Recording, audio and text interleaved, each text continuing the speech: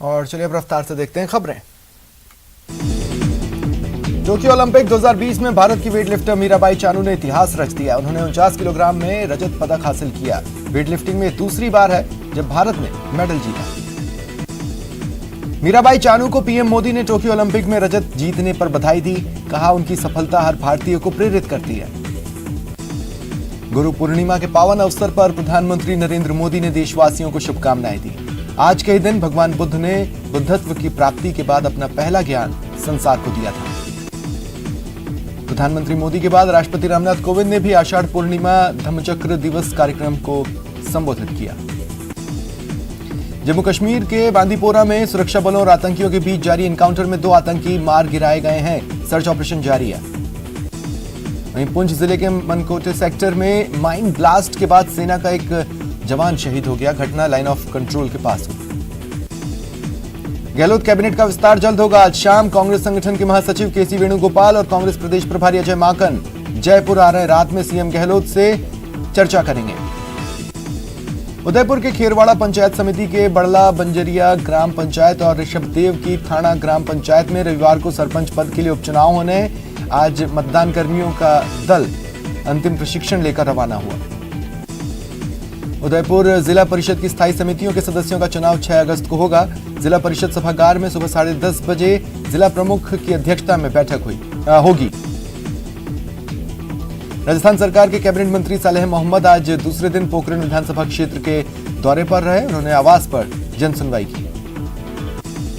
केंद्रीय जल शक्ति मंत्री गजेंद्र सिंह शेखावत जोधपुर दौरे पर हैं।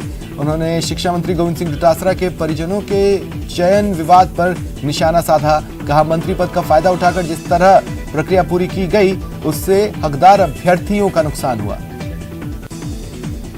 कांग्रेस विधायक और ओलंपियन डॉक्टर कृष्णा पूनिया के पति की मुख्य खेल अधिकारी के पद पर हुई नियुक्ति से शुरू हुए विवाद पर वीरेंद्र पूनिया ने सफाई दी। कहा इंटरव्यू के बाद ही प्रक्रिया के तहत उनकी नियुक्ति हुई। गुरु पूर्णिमा पर बीजेपी प्रदेश अध्यक्ष सतीश पूनिया साधु संतों का आशीर्वाद ले रहे हैं। उन्होंने अपने विधानसभा क्षेत्र आमेर का दौरा किया। कार्यकर्ताओं ने उनका जोरदार स्वागत किया। नेता प्रतिपक्ष गुलाब चंद कटारिया आज उदयपुर में है। गुरु पूर्णिमा के मौके पर उन्होंने शहर में संतों का आशीर्वाद लिया। राज्य के कार्मिक विभाग ने RAS से IAS में और RPS से IPS में प्रमोशन के लिए यूपीएससी को DOP की ओर से नाम भेज दिए हैं। 17 IAS और 5 IPS मिलेंगे। भारत में बीते 24 घंटे में 39,097 नए कोरोना केस आए। 546 लोगों की मौत हुई। 1971 की लड़ाई में पाकिस्तान पर भारत की जीत की प्रतीक विजय मशाल बाड़मेर पहुंची। सीमा सुरक्षा बल और बाड़मेर प्रशासन की तरफ से भव्य स्वागत हुआ। झालावाड़ में मूसलाधार बारिश के बाद नदी नाले उफान पर हैं। कल शाम कालीसिंध बांध के 4 गेट खोलकर 47,000 क्यूसेक पानी छोड़ा गया। बारिश थमने के बाद बांध के केवल 2 गेट खुले हैं। महाराष्ट्र के रायगढ़ में बड़े हादसे के बाद राहत और बचाव कार्य जारी है। एनडीआरएफ की टीम ने मोर्चा संभाल लिया है। वहीं केंद्रीय मंत्री अमित शाह ने उद्धव ठाकरे से बात की और हर मुमकिन मदद का भरोसा दिलाया। आंध्र प्रदेश के कृष्णा जिले में बारिश से सड़क से लेकर घर तक जलमग्न है। लोग परेशान हैं। तेलंगाना के निजामाबाद जिले के सावेल गांव में अचानक आई बाढ़ के कारण वृद्धाश्रम में लोग फंसे थे। एनडीआरएफ की टीमों ने उन्हें बचा लिया। भरतपुर के भुसावर थाना क्षेत्र में अज्ञात कारणों के चलते एक कच्चा मकान अचानक धराशायी हो गया। 2 महिलाओं के साथ एक बच्ची घायल हुई। वहीं आज से ही कई जगहों पर सावन के पावन महीने का पवित्र वातावरण दिखने लगा है। देवनगरी दौसा में ओम नमः शिवाय और बम भोले के जयकारे गूंज रहे हैं। श्रीलंका ने वनडे सीरीज के तीसरे और आखिरी मुकाबले में टीम इंडिया को 3 विकेट से मात दे दी। हालांकि सीरीज पर भारत ने 2-1 से कब्जा कर लिया। जोधपुर में नाबालिग से यौन शोषण के आरोप में सजा काट रहे आसाराम की सेंट्रल जेल में तबीयत बिगड़ी। उन्हें एम्स लाया गया।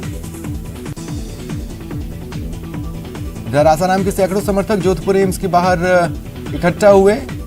जोधपुर पुलिस ने एम्स के बाहर कड़ी सुरक्षा के लिए जाब्ता तैनात किया। झुंझुनू के सिंघाना कस्बे में एक ज्वेलर के साथ जीप में आए कुछ लोगों ने मारपीट की और बुहाना रोड पर फेंक गए। चारों आरोपी सागा गांव के निवासी हैं, जिनमें 2 महिलाएं हैं। इनमें से एक महिला की रिपोर्ट पर पीड़ित ज्वेलर के खिलाफ दुष्कर्म का मामला दर्ज किया गया है। श्रीगंगानगर में सूरतगढ़ के गांव 7 SGM के सरकारी स्कूल में शिक्षक पर छात्राओं को अश्लील वीडियो दिखाने का मामला सामने आया। गुस्साए गांव वालों ने स्कूल पर तालाबंदी करी और स्कूल प्रशासन के खिलाफ नारेबाजी की। ये ग्रामीण शिक्षक को निलंबित करने और प्रिंसिपल के तबादले की मांग पर अड़े। धौलपुर जिले के बड़ी कस्बे में देर रात 2 पक्षों में झगड़ा हुआ, पथराव हुआ, फायरिंग हुई। पुलिस पहुंची और हालात को काबू में किया। अलवर में चेकिंग के दौरान पुलिसकर्मियों का एक NRI से विवाद हुआ। ट्रैफिक पुलिसकर्मियों ने NRI से बदसलूकी की और गाड़ी से जबरन उतारने की कोशिश की, जिसके बाद NRI और पुलिसकर्मी उलझ गए।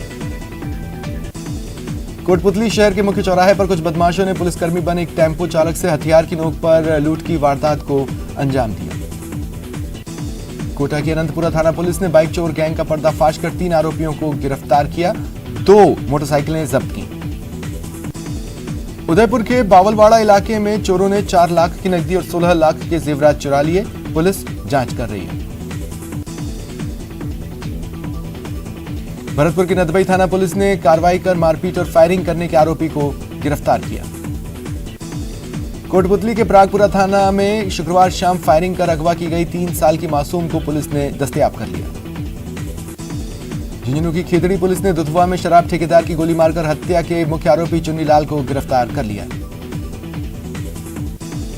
झुंझुनू की खेतड़ी पुलिस ने जानलेवा हमला और अपहरण मामले में 3 लोगों को गिरफ्तार किया। झुंझुनू शहर के मंडावा मोड़ पर ATM को बदमाशों ने निशाना बनाया। लॉक तोड़कर छेड़छाड़ की कोशिश की।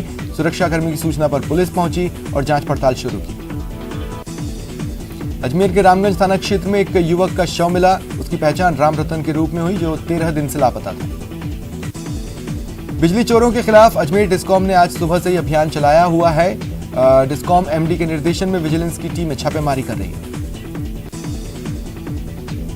झुंझुनू के चिड़ावा थाना इलाके के सारी गांव में एक घर में उमाशंकर नाम के शख्स की लाश मिली, जो 2 से 3 दिन पुरानी बताई जा रही है। जयपुर में विश्वकर्मा इलाके में एक जूता बनाने वाले कारखाने में आग लग गई। दमकल ने काबू पाया। कोटा के नगर निगम के जन स्वास्थ्य विभाग के कमरे में भीषण आग लग गई। 3 दमकल की गाड़ियां मौके पर पहुंची।